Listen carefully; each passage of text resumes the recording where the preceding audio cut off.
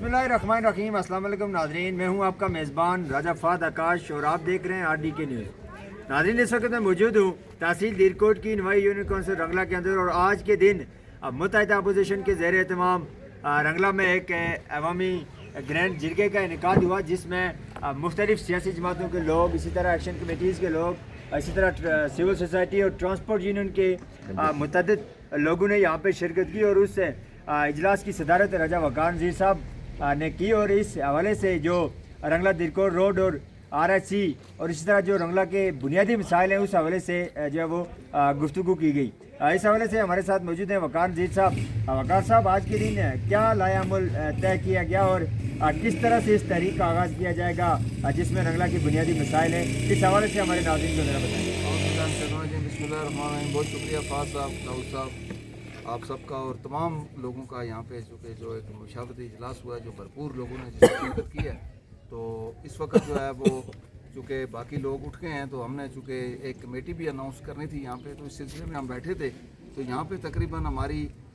जो कमेटी है वो हमने फ़ाइनल कर दी है। जो कमेटी जो है वो इंशाअल्लाह ताला union council Malot, union council Kotli Ringoli और पार जागीर कटकेर के लोगों से रब्ता करेगी और उसके बाद जो है वो हम अगली तारीख का ऐलान करेंगे कि जिसमें हमने एहतजाज करना है। और इंशाअल्लाह ताला ये इसको मजाक न समझा जाए, ये एहतजाज तारीखी एहतजाज होगा। जिस तरह हमारा पहले एहतजाज हुआ है, जिस तरह रंगले की शान है,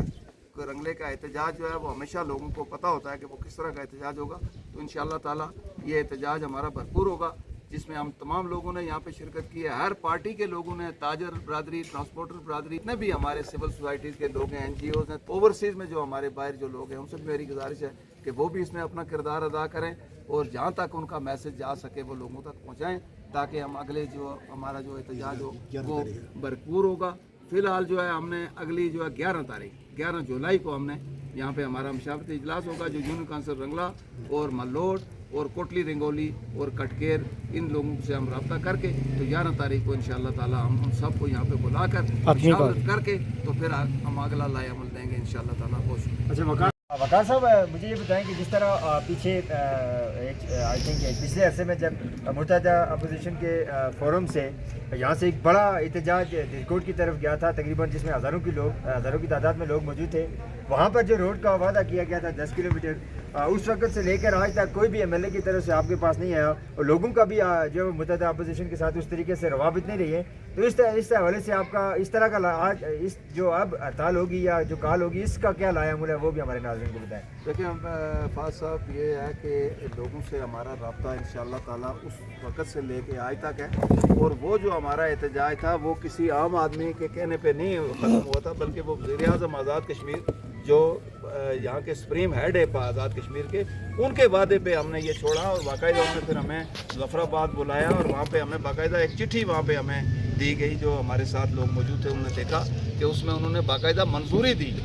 कि जी आपकी दीरकोट रंगला रोड की हम मंजूरी देते हैं, और तब हमने एहतजाज ख़त्म किया था। तो इंशाअल्लाह ताला ऐसा कोई अवाम नहीं है, लोग आज भी हमारे साथ हैं और इंशाअल्लाह ताला आइंदा का जो एहतजाज होगा मैं समझता हूँ कि लोग इंशाअल्लाह बढ़ चढ़ कर उसमें। तो मैंने वहाँ पे ये सुना था जब आप यहाँ के वफद प्राइम मिनिस्टर के पास गए थे तो वहाँ पे प्राइम मिनिस्टर का ये कहना था कि आपकी जो रोड है वो MLA दे सकता है, मैं नहीं दे सकता। तो उसके बाद MLA की तरफ से कोई आपको कोई इस तरह की तजवीज़ मिली हो या रोड के हवाले से इस तरह? नहीं, वैसे तो फ़ाज़ साहब वज़ीर आज़म ने ये अल्फाज तो नहीं कहे थे कि वहाँ पे MLA जो है वो MLA उन्होंने ज़रूर कहा था कि वो ज़िम्मेदार है, लेकिन हमारी इस रोड का मैन जो है वो रुकावट ही MLA है। मैं आपको बताऊँ कि अगर MLA चाहता तो आप अभी देखें ना 20-25 किलोमीटर रोड आई हैं तो उसमें से वो 3 किलोमीटर हमें दे रहा है, अगर वो हमारे लिए सीरियस हो। और वहाँ पे जो वहाँ पे हमारा जो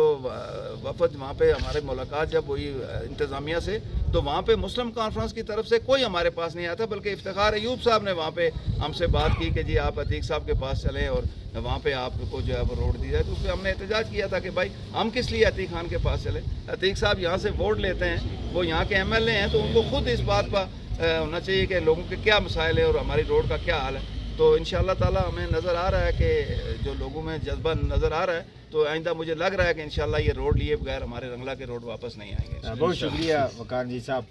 आपने